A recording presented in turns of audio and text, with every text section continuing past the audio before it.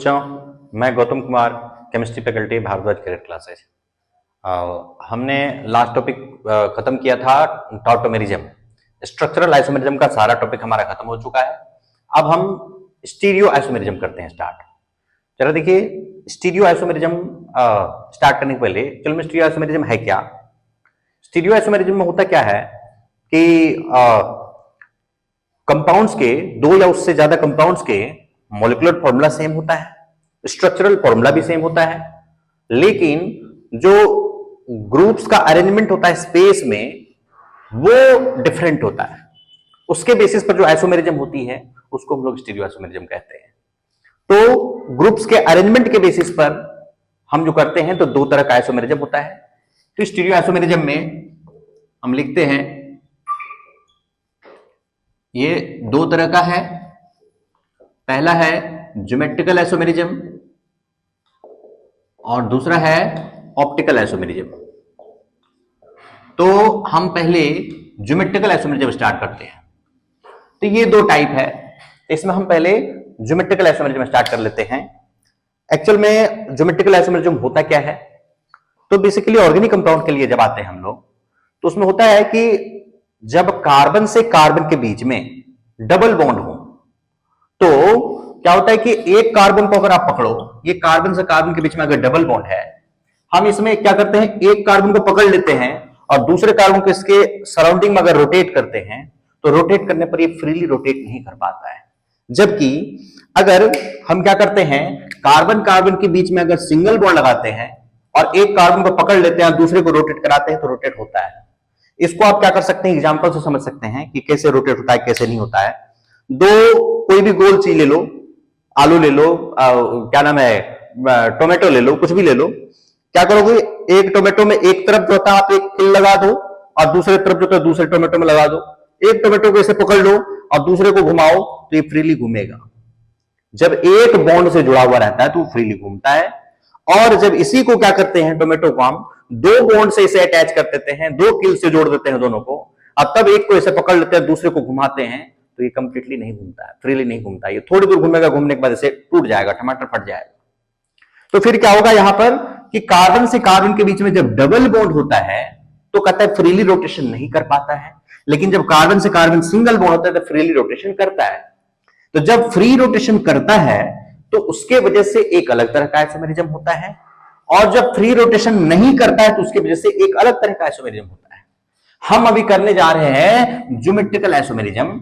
तो क्या होता है कि इसमें सबसे पहला कंडीशन है कि कार्बन कार्बन के बीच में डबल बॉन्ड होनी चाहिए, जिससे कि एक कार्बन को पकड़ के दूसरे कार्बन को अगर हम रोटेट करें तो फ्री रोटेशन नहीं करे। अब फ्री रोटेशन अगर नहीं करता है तो उसके बेसिस पर जो हमारा ये आइसोमेरिज्म है ये ज्योमेट्रिकल है। इसको चलो देखिए करके देखते हैं। तो जब क्या होगा कि कार्बन से कार्बन के बीच में डबल बॉन्ड है और एक कार्बन पर दो ग्रुप अटैच्ड है, ए इधर बी, इधर भी ए, इधर भी बी, हमारा फ्री रोटेशन नहीं हो रहा है। अब इसमें क्या करते हैं, फ्री रोटेशन नहीं होता है तो हम इसके आइसोमर ड्रॉ कैसे करते हैं, इसके आइसोमर ड्रॉ करते हैं एक कार्बन पर जो दो ग्रुप जुड़े हुए हैं उसके पोजीशन को एक्सचेंज करके।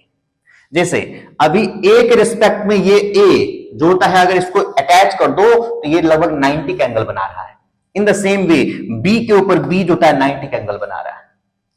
मतलब हुआ कि डबल बॉन्ड के एक साइड में, डबल बॉन्ड की एक साइड में, प्लेन की एक साइड में दोनों ग्रुप सेम जुड़े हुए हैं और दूसरे साइड में दोनों ग्रुप सेम जुड़े हुए हैं।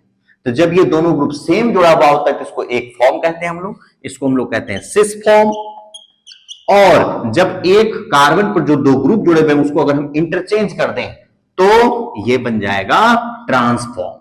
अगर ये ऊपर हो गया बी, नीचे हो गया ए, फिर इधर हो गया हमारा ए, इधर हो गया बी। अब क्या हुआ कि प्लेन की एक साइड में अगर देखें तो अलग अलग ग्रुप आ गया, तो इसको हम फिर कहते हैं ट्रांसफॉर्म। ये होता है हमारा ट्रांसफॉर्म। तो एक सिस फॉर्म होता है, एक ट्रांसफॉर्म होता है। यही ज्योमेट्री हुआ, दो डिफरेंट ज्योमेट्री दोनों का हुआ और ये दोनों एक दूसरे का ज्योमेट्रिकल आइसोमर हुआ, एक दूसरे का ज्योमेट्रिकल आइसोमर हुआ। इस तरह से हम क्या करते हैं कि सिस एंड ट्रांसफॉर्म पता करते हैं। तो इसके एक आध एग्जांपल ले लेते हैं हम लोग। और एग्जाम्पल के बेसिस पर उसमें कुछ और प्रॉपर्टीज होता है, उस प्रॉपर्टीज को भी देख लेते हैं। आपके एग्जाम में पूछ लेता है क्वेश्चन, दो फॉर्म दे देगा या एक ही फॉर्म दे देगा, पूछ लेगा किसका ये मेल्टिंग पॉइंट किसका ज्यादा होना चाहिए, किसका कम होना चाहिए, इस तरह क्वेश्चन आपसे पूछा जा सकता है। तो जरा देखिए, अगर हम लेते हैं सबसे सिंपलेस्ट एग्जांपल ब्यूटूइन, एक कंपाउंड ले लेते हैं। तो सबसे पहले तो ब्यूटूइन ये हमारे पास कंपाउंड है, इसके सिस एंड ट्रांस फॉर्म हम ड्रॉ करते हैं।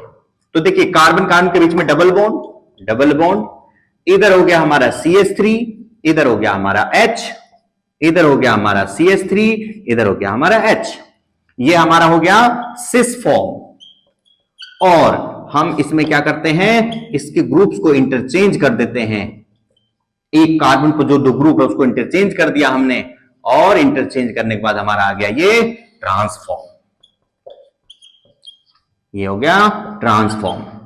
तो आपके एग्जाम में ये कभी पूछ लेता है कि इन दोनों में बताओ कि डायपोल मोमेंट किसका ज्यादा है। तो डायपोल मोमेंट किसका ज्यादा है वो पता करने के लिए हम क्या करेंगे, इसमें क्या करते हैं, इलेक्ट्रोनेगेटिविटी के बेसिस पर डायपोल मोमेंट पता किया जाता है। तो जरा देखो, इस कार्बन कार्बन के बीच में डायपोल मोमेंट का डायरेक्शन होगा नीचे वाले कार्बन की तरफ।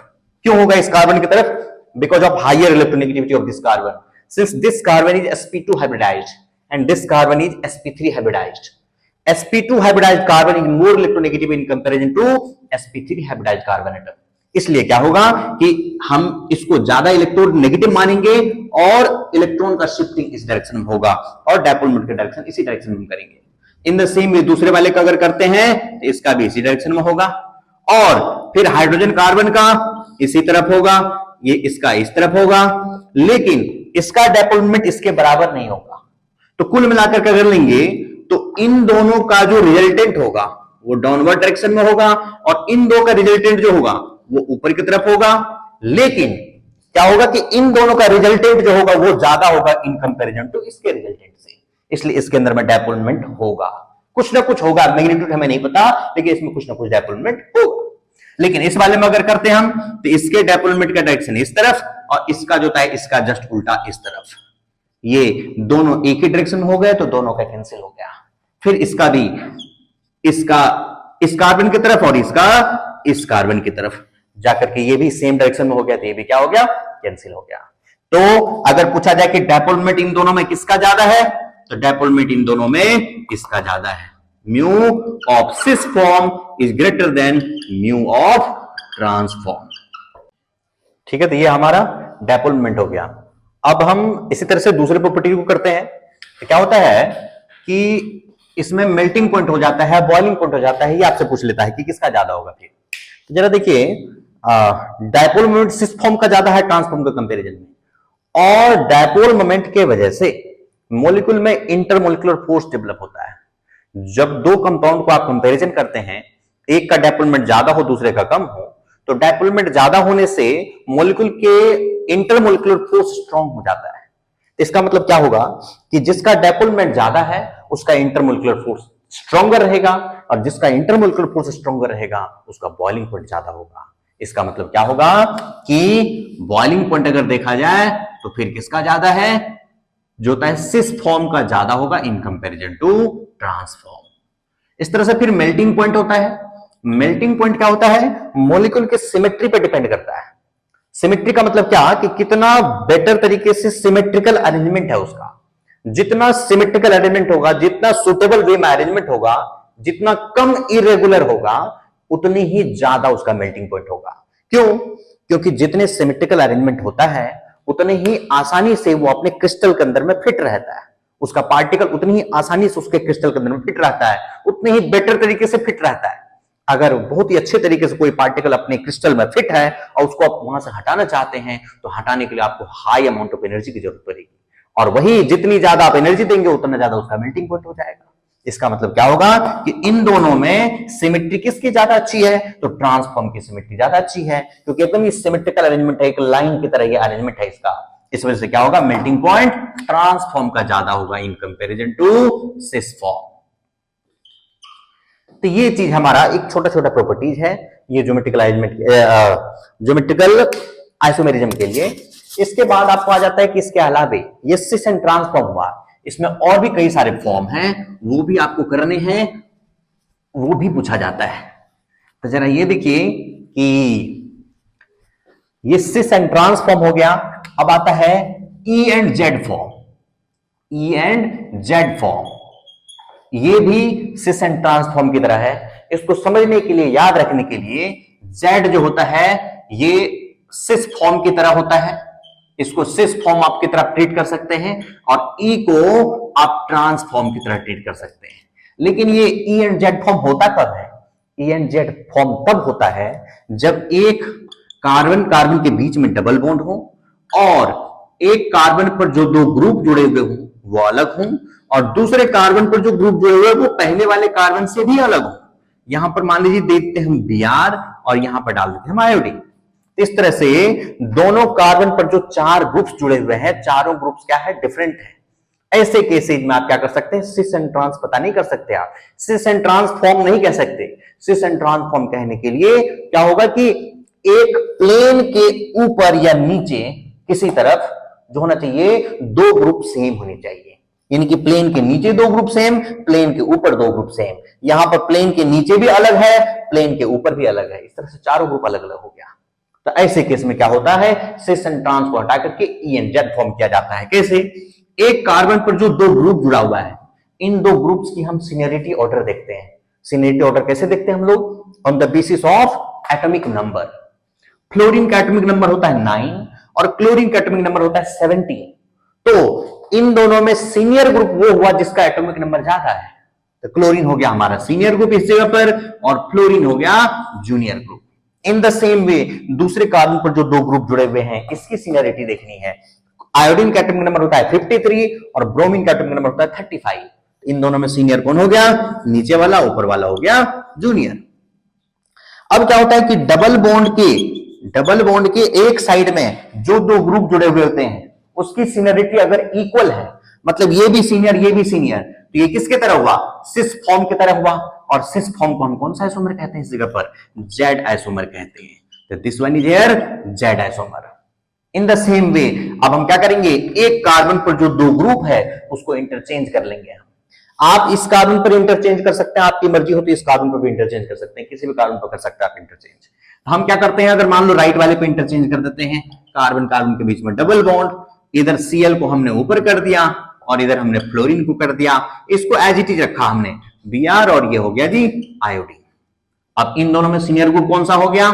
ये सीनियर है, ये जूनियर है, और फिर इधर ये सीनियर है और ये जूनियर है। तो इस तरह से क्या हुआ कि अब देखिए सीनियर सीनियर क्या चला गया? ऑपोजिट साइड में चला गया। जूनियर जूनियर भी क्या चला गया? ऑपोजिट साइड में चला गया। तो ये एक ट्रांस फॉर्म की तरह है, लेकिन यहां पर ट्रांस नाम नहीं देंगे हम, इसके ऊपर क्या नाम देंगे? ई नाम देंगे। तो this one is here E isomer. चलिए तो फिर जो है अभी तो हमने कर लिया एग्जांपल जो था हम नेक्स्ट वीडियो में करते हैं। इस वीडियो को यहीं खत्म करते हैं।